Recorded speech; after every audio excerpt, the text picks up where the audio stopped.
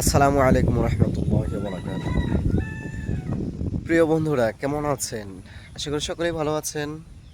আপনাদের দোয়া ও ভালোবাসায় আমিও ভালো আছি। তো আজকে আপনাদের সামনে কিছু কথা বলবো। কথাগুলো হলো, বৃষ্টি আসার আগ মুহূর্ত।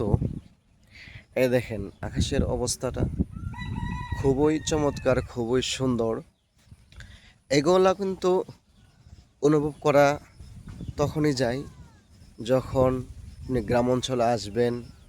যখন এই সময়টা আসবে তখন আপনি কি করতে পারবেন, অনুভব করতে পারবেন। এই দেখেন বৃষ্টি এখনো আসে নাই, তবে আকাশের অবস্থা অনেকটাই সুন্দর। তবে এগুলো দেখলে অনেক সুন্দরই লাগে।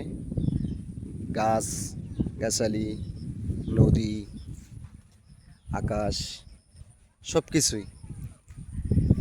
যখন গ্রাম অঞ্চলে আসবেন, শহরে যারা থাকেন, তখন গ্রাম অঞ্চলের আবহাওয়া, চলাফেরা সব কিছু অনুভব করতে পারবেন।